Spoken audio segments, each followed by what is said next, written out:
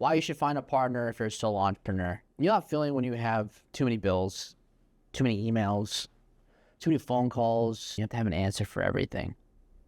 Fast and prompt. Systems are in place, but they seem to break away once you just allow people to contact you via phone or email. Notifications pile up. If you owe money, debt collectors pile up. Spam callers for when you ask for loans, your mom, your kids.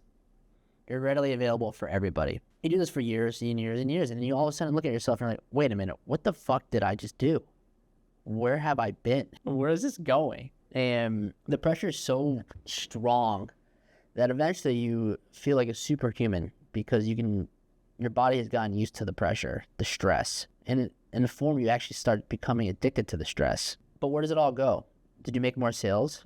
Did you grow 20% year to year? Are you growing at all? Are you losing money? These are kind of questions that I had when I had my own business. I still have it, but it's not mine anymore. I signed up. I have a partner, and the partner has saved my life 1,000%. If you were like me and you had a business for 10, 11 years all by yourself, you kind of felt proud by it. It was cool. You felt like this was mine. Like you put all the effort and the rewards are all mine. And it felt good for a while. And then, years and years of that, and then all of a sudden you're like, maybe I should over leverage a little bit, right? Maybe I should leverage this a little bit. But you're not realizing that you're basically just leveraging yourself, right? And when you do too much, you start to realize that you've given almost all the pieces of you to other people. You gave away a lot of power that you could use as energy, but you're just giving it away on a daily basis because that's how you set it up. You built this house with bricks, brick by brick, and each brick ends up being a form of leverage that you owe. You have now a big brick house that is not yours. So you feel powerless, really. And if you were like me and you felt that pressure daily, nightly, morning, it's all you think about, all you feel. You start to realize, okay, I don't want this anymore. So for me, personally, what I tried doing is, for me, that meant an escape plan. Try to sell your business, break even, call it a day, right? And what ended up happening was the person who I was trying to sell it to decided to offer me to be a partner instead so he could help grow the business. And at that point in my time, I was like, okay, are you going to pay me anything? And there was no money involved, right? And a lot of people would think of me as like that being stupid. But I saw the potential in the business and, I was like, fuck it, let's just do it. And I didn't realize what that would have actually, what it's done for me in terms of my life. It's been about 2 years already, and it's something that I can honestly say has saved my life physically, emotionally, and spiritually. I probably would have to be honest, based on how I over-leveraged myself so much and how I just kept thinking about the fucking same things every single day, and it's just something unbearable in a way. At first I thought it was like a way of martyrism in a way, or this is what people are supposed to do as entrepreneurs, but it ended up and maybe it is in some ways, but it wasn't supposed to be like this. And your soul feels it and your body feels it, and that's something that my body was actually doing, where I actually got health conditions like psoriasis and autoimmune stuff like that. So, and what did he do? Well, imagine holding a building. Now imagine having somebody else hold that building with you. Maybe the building in itself is too large of an object, but let's say a 200-pound sack of wagon of bricks or something. When you have someone else there helping you hold that weight, it gives you time to breathe.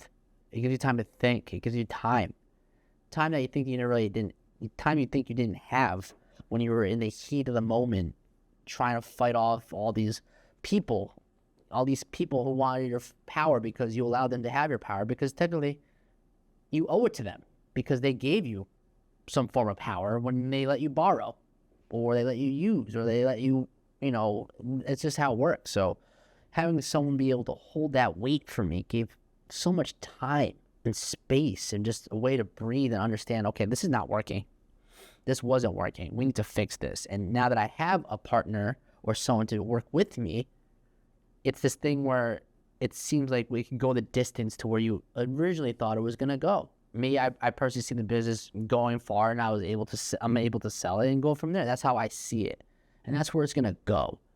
And if I were to do this by myself after so long of all that pressure originally, it just wouldn't have happened. It wouldn't be possible because you don't have the time to think. You don't have the time to strategize. You don't have the time to act on other things that are good for the business. But you can't do it because you have all your energy going to that, right? So it's allowed me, a partner has allowed time, health, breath, strategy, and it can help you too.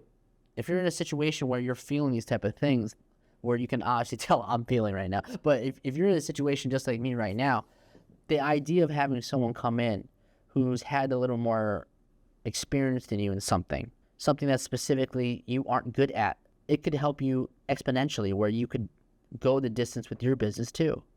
The places where you really saw it going faster, more organized and systemized. That's the power of a partner. Now, how this partnership works, I'm not saying give them full equity or half equity of your business without some form of monetization, money, anything like that. But I would implore you to think about other ways of having someone come in who you feel fit. Protect yourself at all times. Fuck that shit.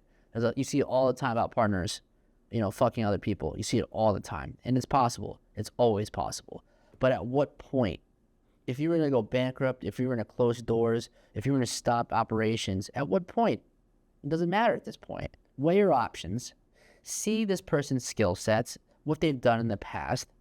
And even if it's not a form of monetization, is there a way to put in sweat equity? Is there a way to help you just get away from the business a little bit? And at what point, at what cost that's going to cost them, right? So, and there's people out there jobless right now because they either sold their businesses, they don't need the work anymore, but people are bored, man.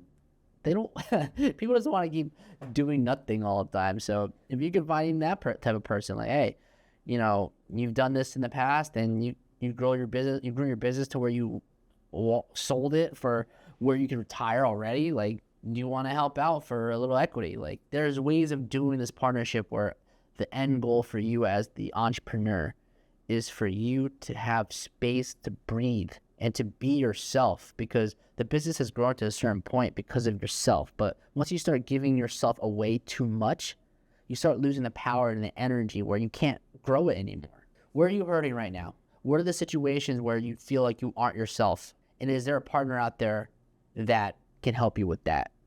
That's the question you can leave with this today. Like and subscribe. I should never did that. Fuck. Bad habits. Thank you.